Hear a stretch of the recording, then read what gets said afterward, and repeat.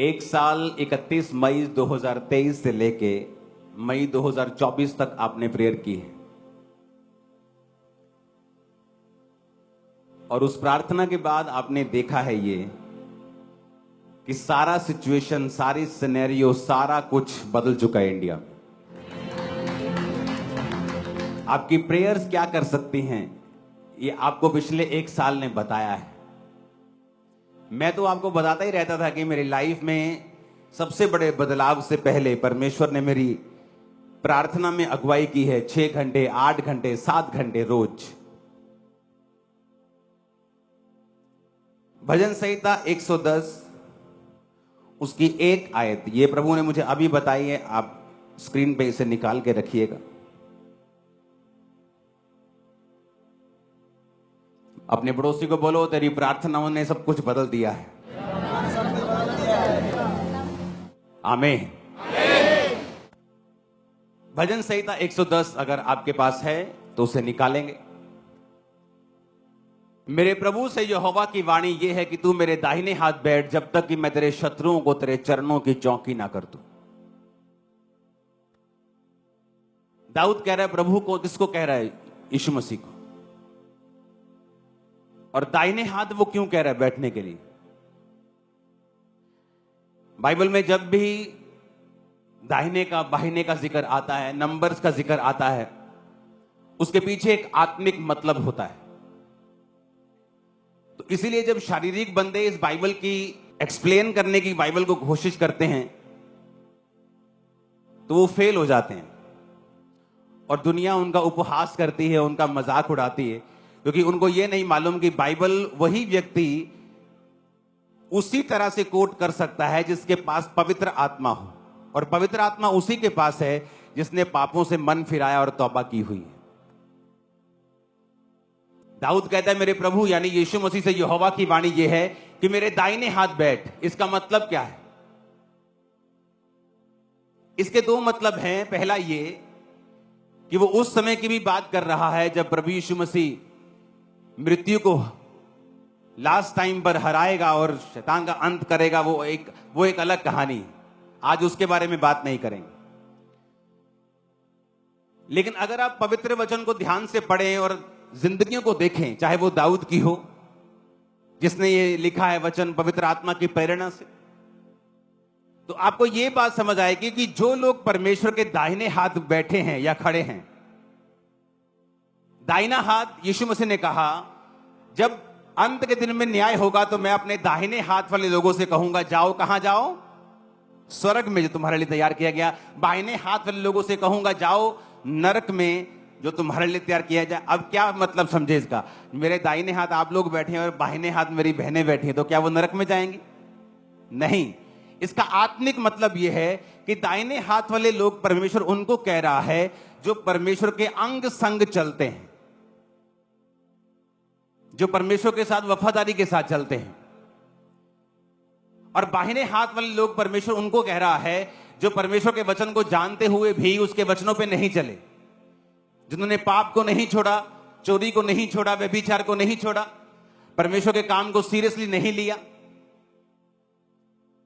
जो परमेश्वर के विरोधी बने रहे। परमेश्वर ने कहा उनको मैं कहूंगा कि जाओ उस नरक में जो तुम्हारे लिए तैयार किया गया है। आप एक बात को नोटिस कर लेना, जब भी कोई व्यक्ति परमेश्वर के दाहिने हाथ खड़ा या बैठा होगा, यानी वो व्यक्ति वही कर रहा होगा जो परमेश्वर ने उसको करने के लिए कहा है। वो पवित्रताई में, प्रार्थना में, उपवास में, विश्वास में परमेश्वर के साथ खड़ा है, अपनी प्रार्थना को परमेश्वर के सामने रख रहा है। ये वचन कहता है कि वो तुम्हारे दुश्मनों के तेरे पैरों के नीचे कर देगा। ये वचन कहता है। ये बात हमेशा याद रखना अपनी लाइफ में। जब भी कोई नया दुश्मन उठे तो चिंता मत करना, ये सोच लेना कि अब इसके ऊपर फतह करने की बारी है। That's it. नई विक्ट्री का चैप्टर खुल रहा है।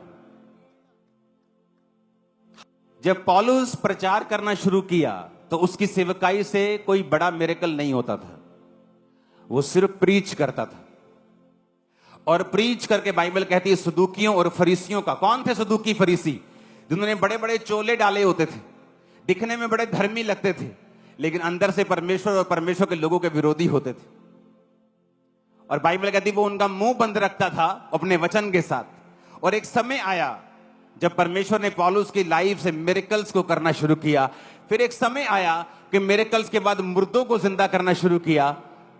और बाइबल कहती धर्मी की ज्योति दोपहर तक जिस तरह सूर्य बढ़ता रहता है बढ़ती ही जाएगी। उसी तरह से पौलुस की सेवकाई अगर आप देखें तो जिस पौलुस ने एक छोटे से एरिया से शुरू किया था, वचन कहता है कि पूरे यूरोप में उसने इतना प्रचार किया कि उसने अपने वचन में लिखा है कि अब मेरे प्रचार करने की जगह तक नहीं बची, क्योंकि सब लोगों ने सुसमाचार सुन लिया। हालेलुया। शुरुआत कहां से की? एक छोटी शुरुआत।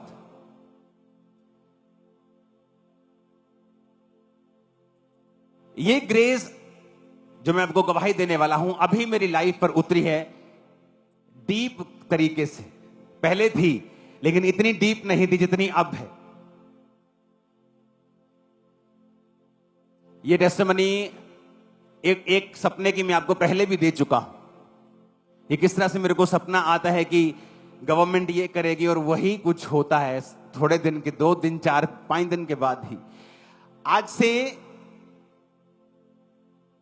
कुछ दिन पहले मैं एक वचन पढ़ूंगा, उससे पहले योएल नबी की पुस्तक 2:28 उसमें लिखा है, उन बातों के बाद मैं अपना आत्मा सब प्राणियों पर उंडेलूंगा, तुम्हारे बेटे बेटियां भविष्यवाणी करेंगी, पुरनीय स्वप्न देखेंगे। पुरनीय कौन है? बुजुर्ग। कौन से बुजुर्ग? वो बुजुर्ग नहीं जो शरीर के बुजुर्ग हैं, वो बुजुर्ग जो आत्मा के बुजुर्ग हैं। यहां बैठा एक 35 साल का व्यक्ति उस व्यक्ति से आत्मा में बुजुर्ग हो सकता है जो 70 साल का है। इसीलिए बाइबल कहती है जब परमेश्वर लोगों को चुनता है, जैसे मूसा को उसने चुना तो उसने उम्र देख के नहीं चुना, दाऊद को चुना उसने उम्र देख के नहीं चुना।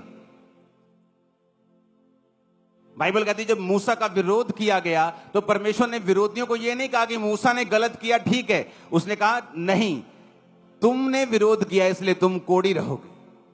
यह उसके चुनाव की बात है। आप परमेश्वर के चुनाव को कभी भी चैलेंज नहीं कर सकते। उसने कहा तुम्हारे पुरनीय स्वप्न देखेंगे। आज से 3 दिन पहले मैं प्रार्थना करके ही सोता हूं हमेशा। 99.99 नहीं 100%। अगर मैं सो रहा हूं तो उससे पहले मैं प्रेयर करता हूं। उठता हूं तो सबसे पहला काम मैं प्रेयर करता हूं।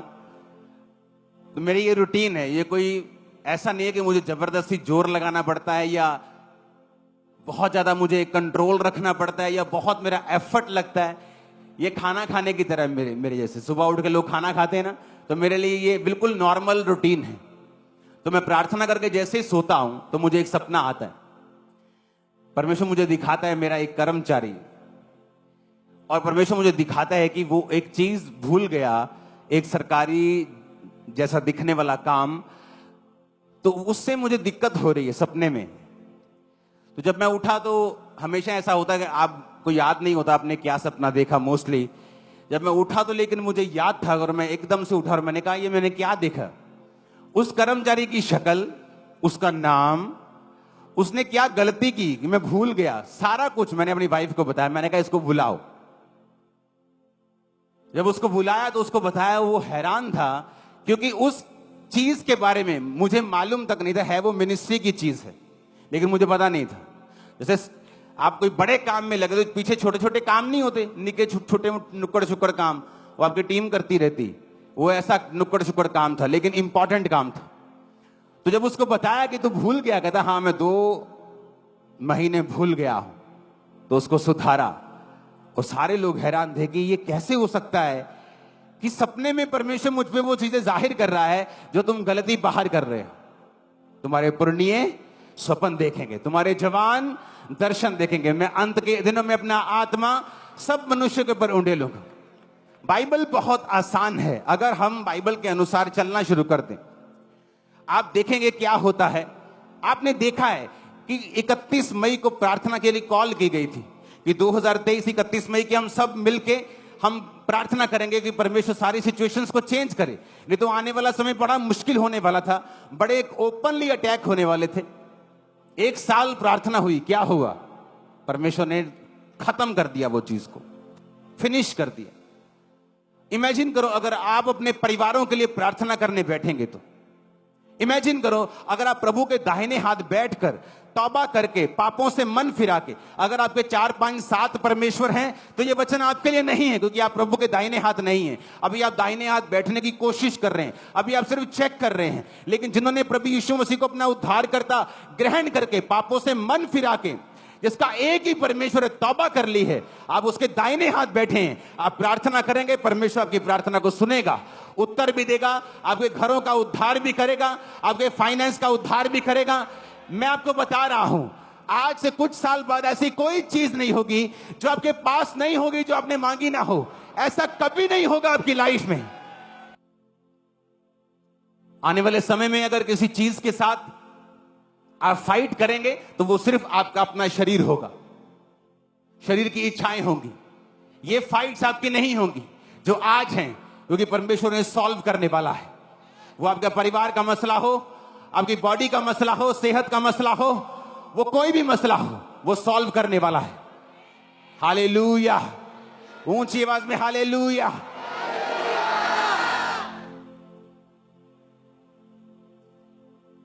उसने कहा मेरे दाहिने हाथ बैठ।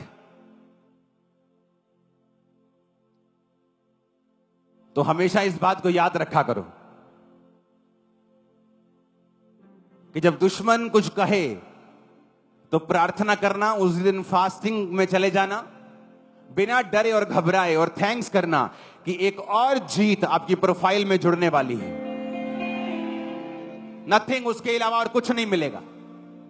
शैतान को शर्मिंदगी, इंसल्ट के अलावा और कुछ परमेश्वर देने वाला नहीं है, क्योंकि यह काम किसी इंसान का नहीं, यह काम परमेश्वर का है। उसने कहा संग्राम तेरा नहीं, संग्राम यहोवा का है।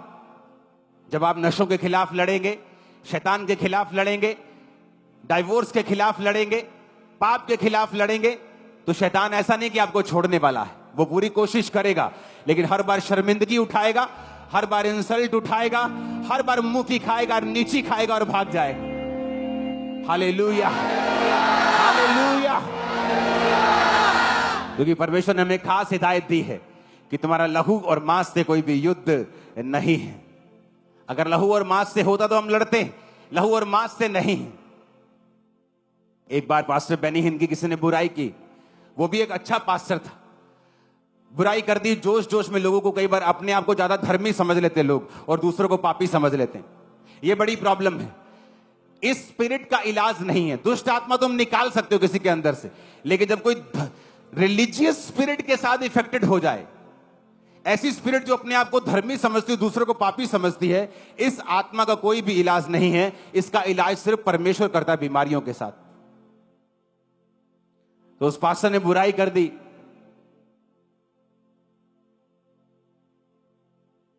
तो जो बड़े बड़े सेवक होते हैं वो ये बात जानते हैं कि संग्राम किसका है, यहोवा का। तो उन्हें लड़ने की जरूरत नहीं, बोलने की भी जरूरत नहीं, छोटी सी वीडियो बनाने की भी जरूरत नहीं, क्योंकि ऐसे लोग आपको आने वाले समय में प्रार्थनाओं के लिए इंटरनेट पे आते हुए दिखेंगे कि हमारे लिए प्रार्थना कीजिए, हम बड़ी मुसीबत में। और परमेश्वर इससे भी प्रसन्न नहीं। बाइबल कहती है वो दुष्ट को मरता हुआ देखकर भी प्रसन्न नहीं होता, वो दयावान परमेश्वर है। आपको यह बात याद रखनी है, आप एक डिवाइन योजना के नीचे हैं, आप एक आम व्यक्ति नहीं हैं, एक बड़ा काम करने के लिए बुलाए गए हैं। लड़ाई आपकी नहीं है, दाहिने हाथ आपको रहना है। परमेश्वर पाव की चौकी कर देगा शैतान को, नशे को और बीमारियों को और सब दुश्मनों को। आमीन। ऊंचा चाहिए चर्च, हालेलुया, ऊंची आवाज में हालेलुया। वो आपसे बात करेगा, सपनों में आपसे बात करेगा।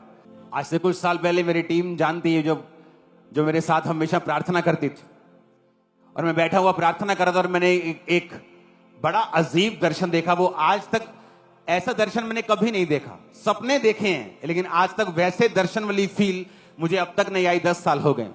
2014 से पहले मैंने एक विजन देखा और मैंने टीम को बताया कि एक बहुत बड़ा एक घर है, उसका रंग मैं नहीं बताना चाहता हूं अभी। तो ये खास कलर का रंग है और ये इतना बड़ा घर है और उसके बाहर बहुत भीड़ है और बहुत ज्यादा भीड़ है और लोग उसकी तरफ, उस घर की तरफ, सब लोग उस घर की तरफ चल पड़े हैं। और उसके बाद वो लोग क्रिश्चियन लोगों के पीछे आ रहे हैं और उन पर हमला कर रहे हैं, लेकिन किसी को मैंने नुकसान उठाते हुए नहीं देखा, किसी क्रिश्चियन को। उसके बाद परमेश्वर ने कुछ दिन पहले मुझे विजन दिखाया कि उस बिल्डिंग की जो छतें हैं, जो लेंटर है, वो आग में जल रहा है, लेकिन बिल्डिंग अभी भी खड़ी है। लेकिन परमेश्वर ने दिखाया बिल्डिंग खड़ी नहीं रहेगी, वो जल्दी गिरने वाली है। तो जो आत्मिक बंदा होगा वो इस बात को समझेगा मैं क्या कह रहा हूं। परमेश्वर आपको दर्शन, विजन्स, आपको प्रोफेटिकली आपसे बात करता है, चाहे आप विश्वासी क्यों ना हो।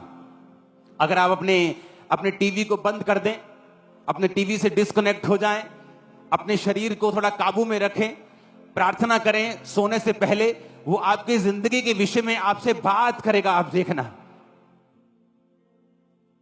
जो आपकी कॉलिंग है उसके विषय में हम आपसे बात करेगा।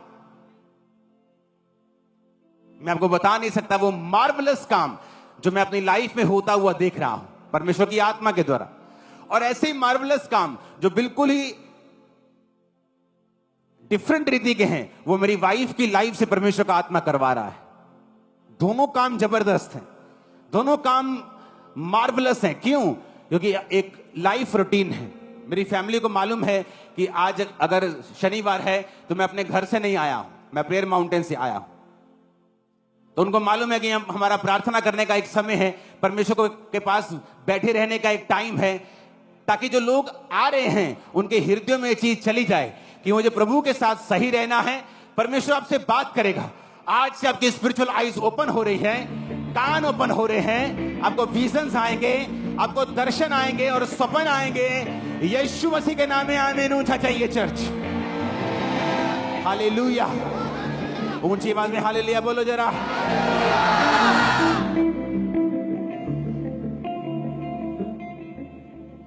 आप प्रेयर नहीं करेंगी, आप चिंता में रहेंगे। आप प्रेयर नहीं करेंगी, आपको यही चिंता रहेगी, ओ मेरा हस्बैंड, हो मेरा बच्चा। आप वही प्रेयर में बैठ जाएंगी, आपकी चिंता परमेश्वर उठा लेगा। और चिंता करने से वचन कहता है एक भी बाल तुम उजला या काला नहीं कर सकते।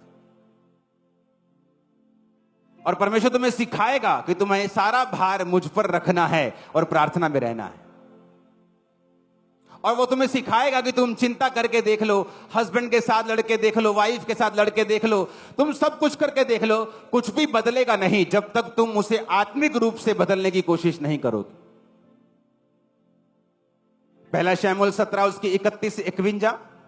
दाऊद की बातों की जब चर्चा हुई तो शाऊल को सुनाई गई और उसे बुलवा भेजा। तब दाऊद ने शाऊल से कहा, किसी मनुष्य का मन गोलियत के कारण कच्चा ना हो, तेरा दास जाकर उस फलिश्ती से लड़ेगा।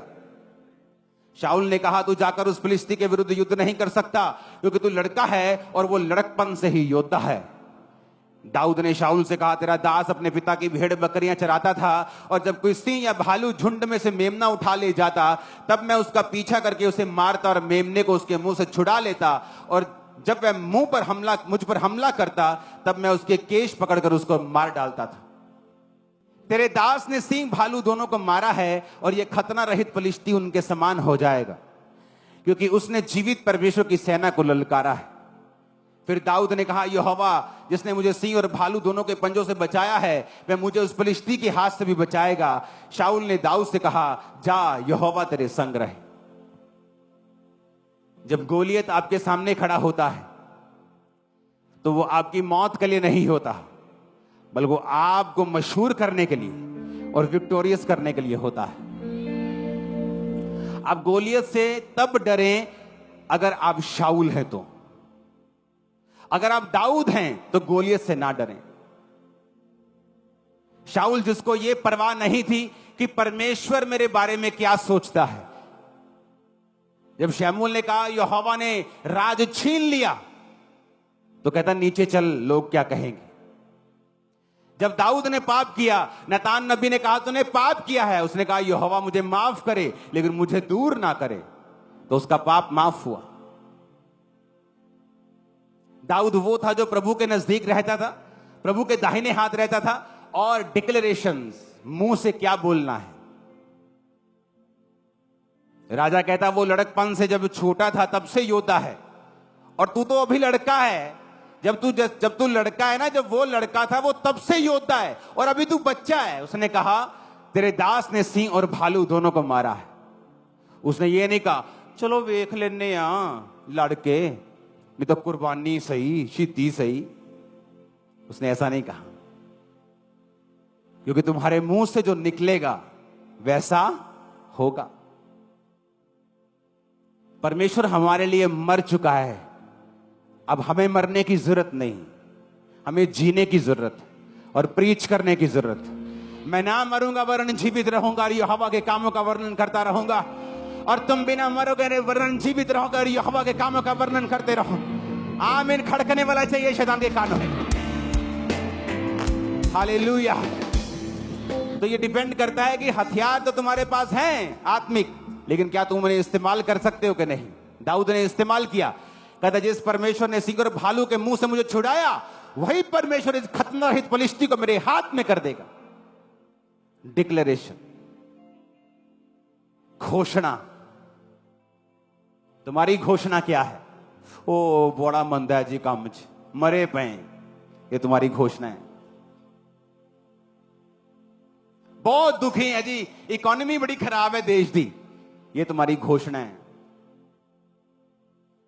जाओ इतिहास पढ़ लो, इतिहास। एक वाक्य दिखा दो 6000 7000 साल में जहां अकाल पड़ा हो और यहोवा को मानने वाला मर गया हो। वो 100 गुना बढ़ते हुए आपको दिखेंगे। जो परमेश्वर के सच्चे दास और नबी थे, इजाबेल जैसी गंदी रानी कोई नहीं हुई, उनके टाइम पर भी परमेश्वर उन्हें अन्न जल देकर गुफाओं में संभालता रहा है। अहाब जैसा मूर्ख राजा इजराइल में कभी नहीं हुआ। एक तो खुद महामूर्ख, एक पत्नी वैसी, और बाइबल कहती तब भी परमेश्वर के लोगों को नुकसान नहीं कर पाया। तुम्हारी घोषणा क्या है? क्या तुम गोलियत के साइज को देखकर फिर घोषणा कर रहे हो नहीं नहीं जी इन्होंने तो लड़ नहीं सकते असी? शेम आनी, शर्म आनी चाहिए तुम लोगों को। हम यहोवा के लोग हैं। कहता यहोवा की ओर देखने वाली नजरें कभी काली शर्मिंदा नहीं होती। वो दूतों को भेज देगा। बाइबल कहती फिरौन जब आ रहा था तो वचन कहता है कि परमेश्वर ने बादल के बीच से होकर खड़क कर उनको डरा दिया। टांगे कांपने लगी थी उनकी। तुम उस परमेश्वर की संतान हो। मैं प्रार्थना करता परमेश्वर ये धरती तूने बनाई, ये मिट्टी तेरी है, ये आसमान तेरा है, ये लोग तेरे हैं। जो लोग विरोध कर रहे हैं ये मिट्टी से बने हुए भी तेरे हैं। घबराहट डाल इनमें, और टांगे कांप रही थी लोगों। परमेश्वर महान है, वो खतरनाक है। वो जब गेम घुमाता है ना तो बड़ों बड़ों की गेम घूम जाती है। दाऊद कहता मैं नहीं, और बाइबल कहती जब वो गोलियत के सामने आया तो गोलियत हंसा। कहता मैं कुत्ता हूं कोई, तू सोटी लेके मेरे को आ गया ओए। इतना बड़ा लंबा चौड़ा 50 किलो की उसकी ढाल थी जो बंदा लेके साथ चलता था। कल्ली ढाल ही फड़ता सी। और जब उसने दाऊद देखा छोटा सा, मुंह लाल, उसने कहा क्या मैं कुत्ता हूं बच्चे, लाठी लेके आ गया मुझे मारने? उसने कहा तू तलवार लेके मेरे सामने आता है, लेकिन मैं तलवारों से नहीं यहोवा के नाम में तेरे सामने आता हूं, और तेरी तलवार से तेरा ही सिर काट के। आमीन। ऊंचा चाहिए चर्च। लेकिन आज हमारा युद्ध मांस और लहू से नहीं है, शैतान से है। तो शैतान की बातों को उसी के गले पर चलाकर उसको शर्मिंदा करने का समय आ चुका है। आमीन। परमेश्वर आपको विक्ट्री देने के लिए तैयार है कि आप घोषणा करने के लिए तैयार। जब कैंसर रूपी गोलियत आपके सामने खड़ा होता है तब क्या बोलते हो आप? जब गरीबी रूपी गोलियत आपके सामने खड़ा होता है, तलाक रूपी गोलियत आपके सामने खड़ा होता है, स्ट्रेस रूपी, डिप्रेशन रूपी गोलियत आपके सामने खड़ा होता है, जब आपको मालूम होता है कि संसार में, दुनिया में, मेडिकल साइंस में इसका कोई इलाज नहीं है, जब ऐसी बीमारी आपके सामने खड़ी होती, आपके मुंह से क्या निकलता है ये मायने रखता है। चर्च, ऊंची आवाज में हालेलुया बोलो। अपने पड़ोसी को बोलो घोषणा कर। फिर से बोलो ऊंची आवाज में, फिर से बोलो ऊंची आवाज में।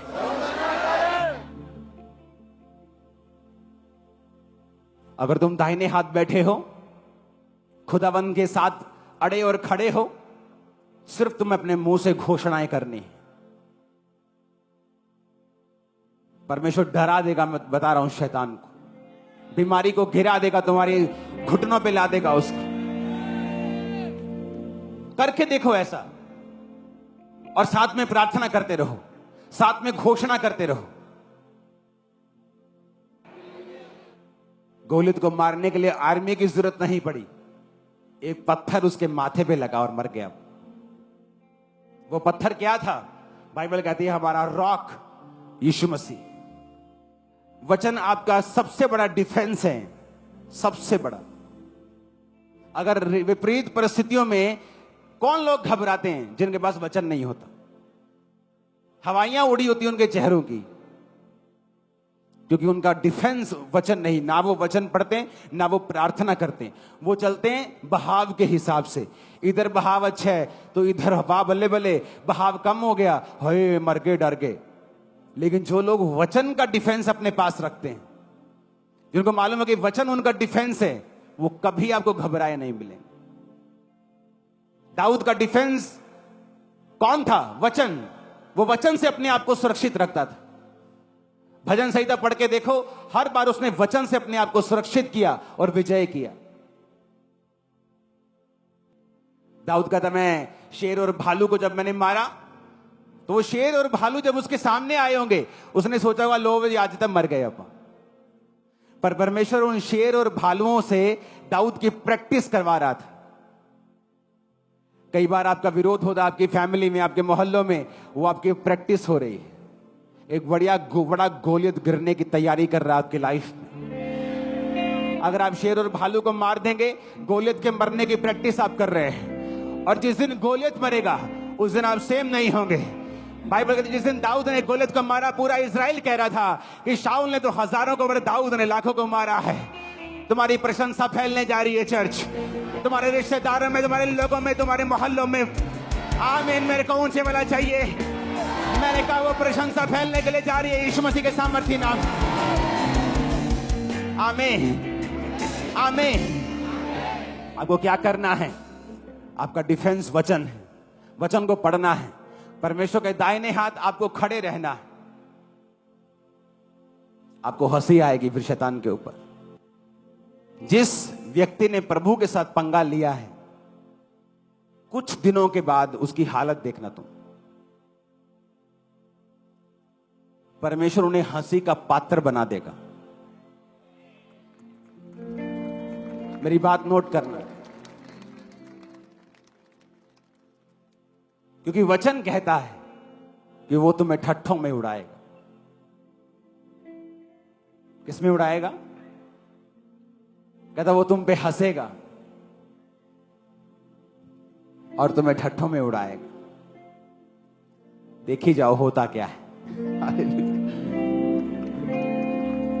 अगर परमेश्वर तुम्हारे साथ है, अगर तुमने परमेश्वर के वचन को अंगीकार किया है और तुम रोज घोषणाएं करते हो, अपने आप को तैयार करो, रोज घोषणा करो, सुबह शाम। आपने वो नहीं कहना जो आप देख रहे हो, आपको वो कहना है जो बाइबल कहती है। हालेलुया। अपने हाथों को उठाओ। आज के बाद आप लगातार बिना किसी रोक टोक के अपनी जिंदगी में घोषणाएं करेंगे और आदत बनाएंगे। एक आदत बनाएंगे घोषणा करने की। प्रभु से वादा करो कि आज से मैं पॉजिटिव बोलूंगा और वचन के बीच से अपने आप को बोलूंगा। कोई नेगेटिव घोषणा मेरे मुंह से नहीं निकलेगी।